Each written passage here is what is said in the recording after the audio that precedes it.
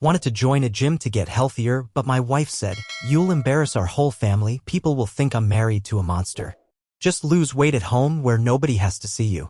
She hid my workout clothes and canceled my membership behind my back. Throwaway account because I'm honestly too embarrassed to post this on my main. I, 33M, have been married to Sarah, 31F, for 8 years. I love her, but something happened recently that's been eating at me, and I need to know if I'm overreacting or if this is as messed up as it feels. For context, I'm not in great shape. I'm about 5 feet 8 inches and weigh around 220 pounds. I used to be athletic in high school, but college, work stress, and honestly just life happened. I've been feeling really self-conscious lately, especially when I see old photos of myself. My doctor also mentioned at my last checkup that I should consider losing some weight for my health. So 2 weeks ago, I decided to do something about it. I researched gyms in our area and found one that seemed perfect. It's close to my work, has great reviews, and offers beginner-friendly classes. I was actually excited for the first time in years about getting back in shape. When I told Sarah about my plan over dinner, her reaction was not what I expected. She literally put down her fork and stared at me like I just announced I was joining the circus. "You want to join a gym?" Looking like that, she said, gesturing at me. I thought she was joking at first, so I laughed it off and said, "Yeah, that's kind of the point, to get in better shape." But she wasn't laughing. "David, honey, I'm saying this because I love you, but you're not gym material right now. You'll embarrass yourself, and honestly, you'll embarrass me too. People will see you there and think, what kind of woman lets her husband go out looking like that? They'll judge her whole family." I was stunned. I tried to explain that everyone starts somewhere, that gyms are for people trying to get healthier regardless of their starting point. But she kept shaking her head. "Look, I'm just being realistic here.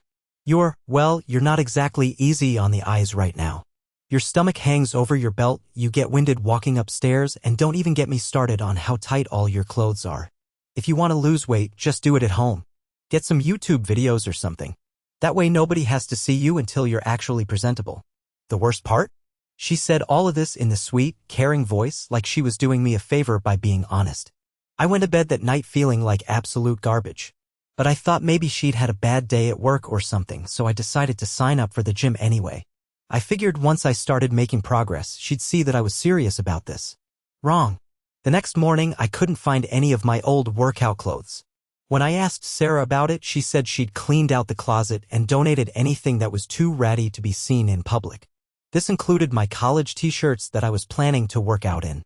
I said I'd just buy new workout clothes, and she got this look on her face like I was being deliberately difficult. "Fine," she said. "Waste our money if you want. But don't come crying to me when people stare and make comments. And don't expect me to be seen with you if you're going to insist on making a spectacle of yourself." I bought the workout clothes anyway. Signed up for the gym. Even booked a session with a personal trainer for the following week. But when I got home from work the day before my first gym session, Sarah was waiting for me with a concerned expression. "I've been thinking about this gym thing," she said. "And I'm really worried about you. What if you hurt yourself?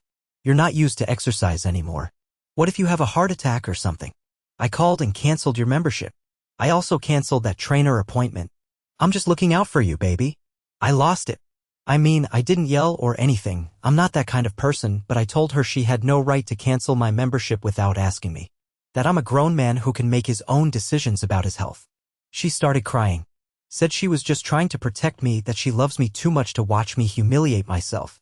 That she's seen how cruel people can be to overweight people at gyms, and she couldn't bear the thought of me going through that. "I'm your wife," she sobbed. "I'm supposed to look out for you. If I don't tell you the truth, who will? I'm the only one who loves you enough to be honest about this. And here's the thing that's really messing with my head, she's not entirely wrong about people being cruel. I have seen overweight people get stared at or made fun of. And I am pretty out of shape. Maybe she really is just trying to protect me? But at the same time, something about this whole situation feels wrong. Like, really wrong. She criticizes my appearance constantly, tells me my clothes don't fit right, that I need to do something about my weight, that she's embarrassed to be seen with me at work events. But then when I try to actually do something about it, she sabotages me? I've been doing push-ups and sit-ups in our basement for the past week, but she keeps making comments about how those aren't real exercises and I'm just going through the motions without any real commitment. Yesterday, she said I was playing pretend and that home workouts are for people who aren't serious about fitness. I'm so confused and honestly pretty depressed.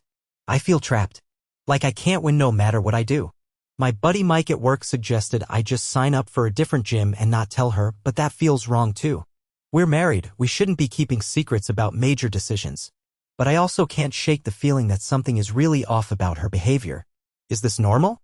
Am I being too sensitive? Is she right that I should wait until I'm in better shape before going to a public gym? I just want to be healthy and feel good about myself again. Is that too much to ask? Wife says I'm too ugly/fat for the gym and will embarrass our family. She hid my workout clothes and canceled my membership behind my back. Claims she's protecting me but also constantly criticizes my appearance and calls my home workouts fake. Feeling trapped and confused about whether this is normal behavior or not. Update 1. Holy shit, Reddit. I was not prepared for the response to my original post. Over 2,000 comments, hundreds of DMs, and honestly, a lot of wake-up calls I apparently needed. First, thank you to everyone who took the time to respond. Even the harsh comments made me think. And to those who shared their own stories, I'm sorry you went through similar situations, but knowing I'm not alone has helped more than you know. I've been reading every comment and the word abuse keeps coming up. I'll be honest, I had never thought of it that way. In my mind, abuse was hitting or screaming or throwing things. Sarah has never laid a hand on me and she rarely even raises her voice. But after reading your responses and doing some research on emotional abuse, fuck. I think you might be right. The patterns are all there. Constant criticism of my appearance followed by sabotage when I try to improve. Isolating me from activities that might build my confidence. Making me doubt my own judgment and reality. Using love and protection as excuses for controlling behavior. Making me feel like I need her permission to make basic decisions about my own body and health. I started keeping a journal this week, just writing down the things she says and does. Reading it back has been eye-opening. Some highlights from just the past few days. Monday, told me my shirt was struggling to contain my stomach and that I looked sloppy for a work video call. Later that evening, when I was doing push-ups in the basement, she said I was being performative and that real men don't need to make a show of working out. Tuesday, made a comment at dinner about how I inhale my food and that's why I'm overweight. When I consciously tried to eat slower, she asked if I was putting on an act for her. Wednesday, I suggested we take a walk together after dinner. She said she didn't want the neighbors to see us together while I was looking like this and that maybe we could walk after dark when fewer people would be around. Thursday, found her going through my phone. When I asked why, she said she was just checking to make sure I hadn't signed up for any gyms behind her back.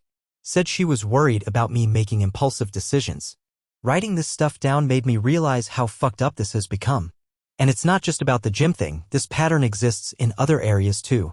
She's always had opinions about my clothes, my friends, how I spend my free time, even my hobbies. I used to think she was just particular or that she had good taste, but now I'm wondering if it's been control all along. I decided to test something. I told her I wanted to start going for morning walks before work, just around our neighborhood, nothing crazy. Her response? She got upset and said I was being obsessive about exercise and that I was making her feel bad about herself because she doesn't work out. She suggested I was having some kind of midlife crisis and needed to calm down with all the fitness talk. So I've been secretly walking during my lunch breaks at work instead. I park at a trail about 10 minutes from my office and walk for 30 minutes.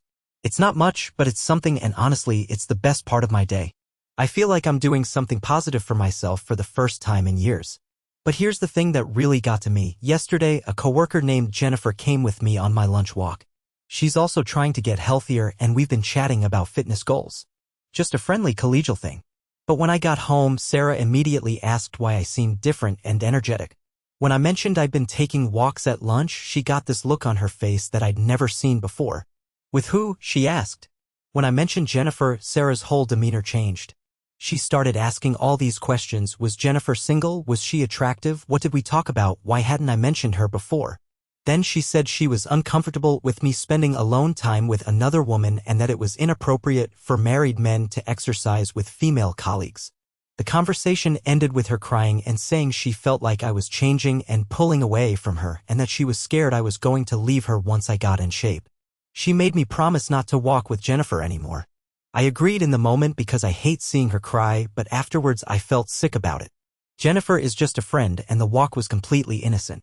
But Sarah made me feel like I was cheating or something.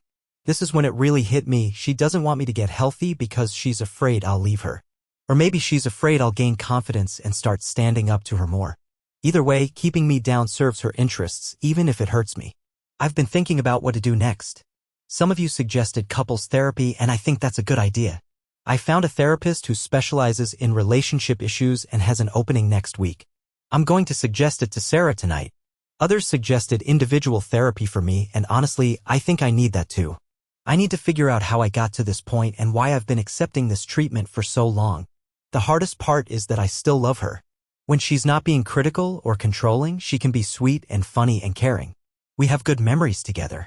But I'm starting to realize that love shouldn't come with the condition that I stay small and insecure to make someone else comfortable.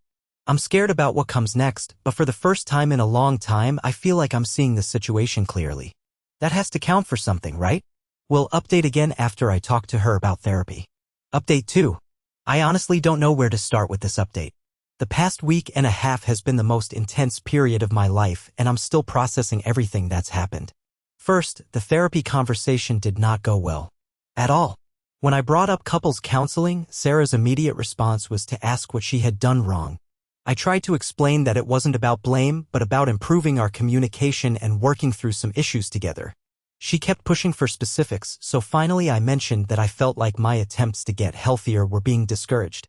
She completely lost it. I'm talking full meltdown, screaming, crying, throwing things.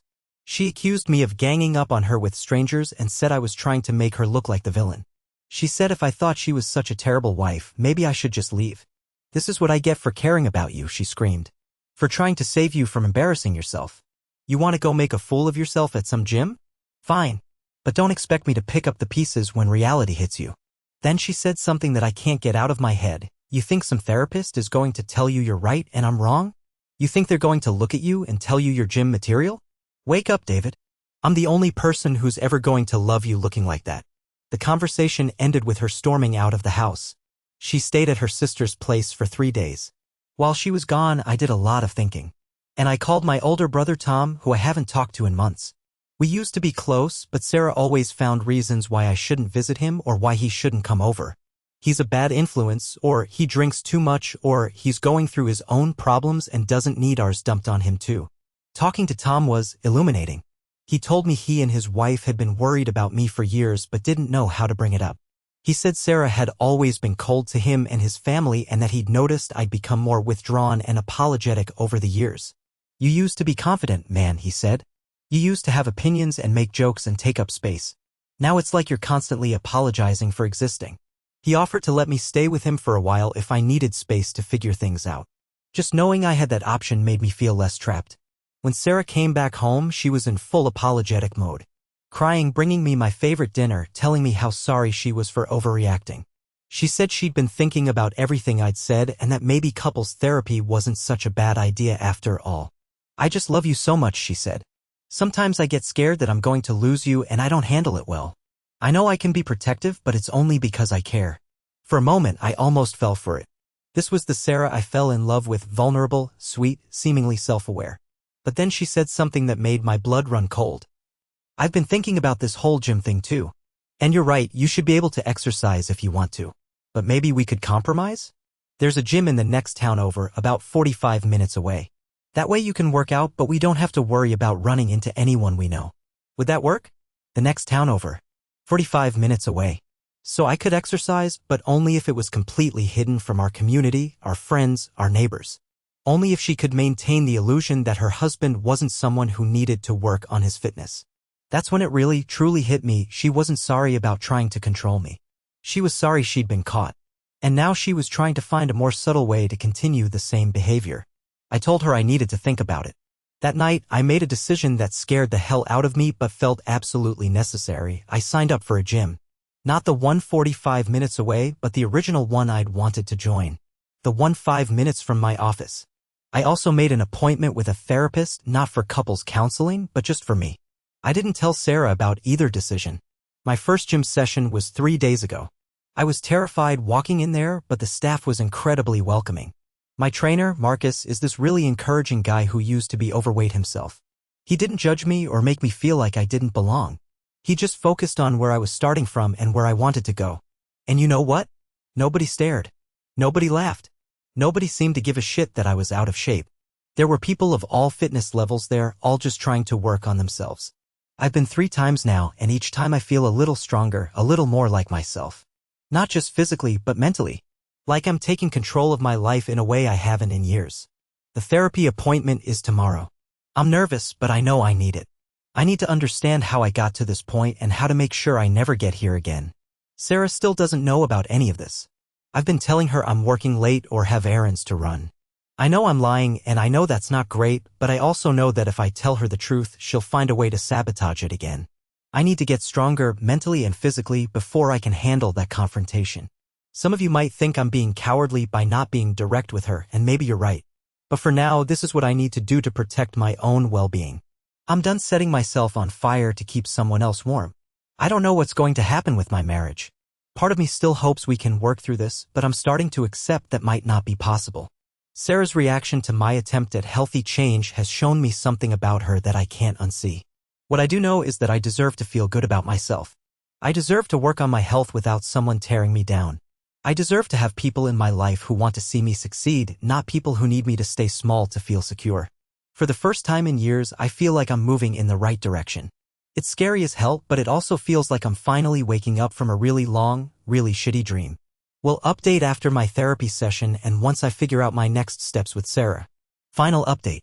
This will be my last update on this situation, and honestly, I'm not sure how to summarize everything that's happened. My life has changed completely in the past month and a half. First, therapy has been incredible. Dr. Martinez has helped me understand so much about the patterns in my relationship and in my own behavior. The term she used was coercive control, which is apparently a form of emotional abuse where someone uses various tactics to dominate and control their partner while making it seem like love or protection. Sarah's behavior fit the pattern perfectly, criticizing my appearance to damage my self-esteem, isolating me from activities that might build confidence, sabotaging my attempts at self-improvement, using emotional manipulation to make me doubt my own judgment, and then love-bombing me when I started to pull away. Dr. Martinez also helped me understand why I'd accepted this treatment for so long. Apparently, this kind of abuse often works gradually. It starts small and escalates so slowly that the victim doesn't notice until they're completely trapped. Looking back, I can see how Sarah's helpful suggestions about my appearance slowly became constant criticism and how her protective concerns became complete control over my choices. The therapy gave me the confidence to do something I'd been avoiding. I told Sarah about the gym and my therapy sessions. Her reaction was, "Explosive doesn't even cover it." She accused me of having an affair with my male trainer, somehow of lying to her for weeks, of being brainwashed by a therapist who didn't know our relationship. She demanded I stop both the gym and therapy immediately. When I refused, she tried a different approach. She broke down crying and said she was scared of losing me, that she'd been trying so hard to help me that she'd lost sight of what I needed. She promised to change, to be more supportive, to even come to the gym with me. For about 10 minutes, I almost believed her. But then she said something that killed any remaining doubt. "But you have to understand, David, I was just trying to save you from getting hurt. You have to admit you weren't exactly gym material when this started. I was protecting you." Even in her apology, she couldn't stop insulting me. Even when promising to change, she couldn't acknowledge that her behavior had been wrong, only that it had been misunderstood. That's when I knew this marriage was over. I told her I was moving out temporarily to give us both space to think. She alternated between begging me to stay and screaming that I was being dramatic and throwing away our marriage over nothing. I've been staying with my brother Tom for the past 2 weeks, and it's been eye-opening. His wife Lisa mentioned that they'd always felt like they were walking on eggshells around Sarah and that they'd watched me become a shell of yourself over the years. They said they tried to bring it up a few times, but I'd always defended Sarah or made excuses for her behavior. "We didn't want to interfere," Tom said, "but we were really worried about you. You stopped calling, stopped visiting, stopped talking about your interests or your goals. It was like you disappeared inside your own life." Hearing that from people who knew me before Sarah was like getting permission to be myself again.